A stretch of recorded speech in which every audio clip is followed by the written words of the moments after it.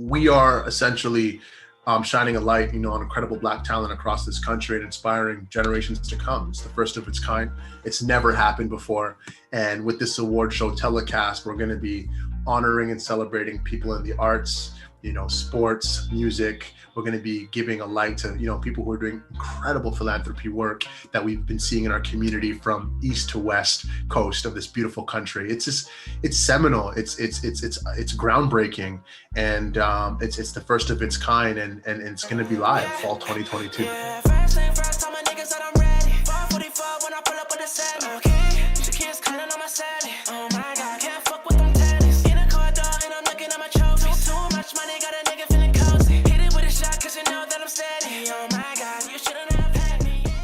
In terms of like now you planning this show, like, or planning these awards, where does it, like, I mean, I don't envy the task of deciding what categories, what, like, how to limiting things down to, okay, what do we recognize, what we don't recognize, what do we keep on, like, are you at that stage yet where you decide what feel like, where you're having to limit categories and deciding that, like, what's so like the award category submission processes, and additional information in respect to building that show that's happening in real time. Right. That stuff is currently happening. I'm explicit when I say Stefan and I, we're not award show guys. We haven't built an award show. We haven't made an award show. I want to be very clear about that. But what we do have is... You do have two pictures flanking you of you two at the red carpet. I've attended. Most of us, right? I've attended them. I've had the... Yeah, we could talk about that too in a second, but I've attended award shows, and for us, this is coming from a place of love, and we hope it's received in love with love. And we're doing, we have an incredible team of people, from the corporate governance side to make sure that every aspect of this award show is going to be transparent and honest, and making sure that the way we build this is going to cross all the T's and dot all the I's, and that's why I think behind the camera is so important, because maybe that's the experience that we had. When I went to the Oscars with my brother in 2019, he had to present at the award show. I had the privilege of being in a space with some of the greatest people, that in this profession, in this work, to sit beside them, from Guillermo del Toro next to me to Maya Rudolph. It was nuts. Chris Evans from Avengers. It was literally a spectacle. We got to go to the Golden Globes with my mom as well in that same year, where Stefan was nominated for Best Actor in a series for Homecoming, which was incredible. So my mama Dukes, immigrant from Jamaica, living in Bay Mills in Scarborough, got to go to the Golden Globes. And the best part was, Rad, she had no idea who anybody was. She didn't give up. She didn't care. And she was actually at a table with Stefan at the gala presentation with Julia Roberts, another gentleman, and my brother.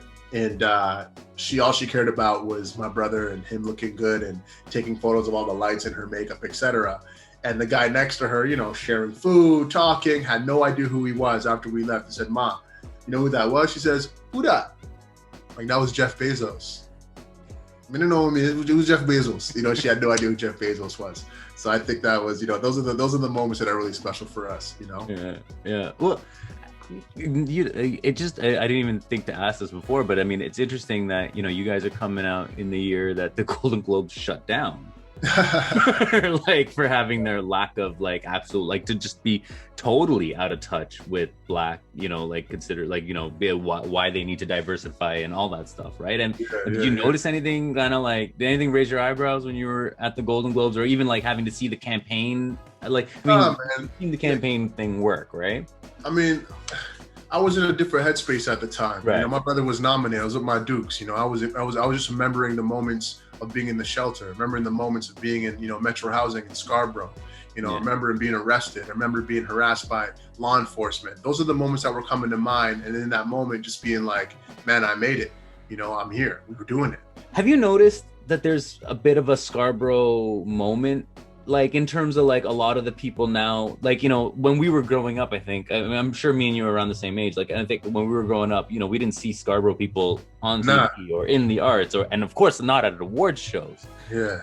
Have you noticed the moment where you're seeing a lot more writers and broadcasters and artists and rappers, like musicians and everything, like, and you guys, not just The Weeknd, of course, right? Like, but like, guys like you and another generation coming up, like, kind of coming up from Scarborough?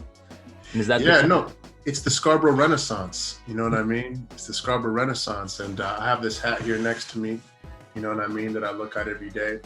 And listen, it's It's funny, people say it's a moment I can recognize. It's a bit more visible now, but to me, Scarborough is all I knew. You know what I mean? It's all I know, and that's what it made me.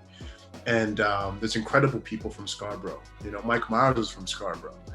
And I guess there's something in the water, man, you know, because when you're at risk, or as they label it in the media, you're at risk of being extraordinary. And I think that's kind of what Scarborough breeds, is extraordinary talent, you know, and I'm just really proud to be from that community. And I want to, you know, put the power into that community, because when I grew up, as you said, Rad, Scarborough on the news always meant something bad. Yeah. You know, and for me now, I want people to think of Scarborough the same way they think of Beverly Hills or Yorkville.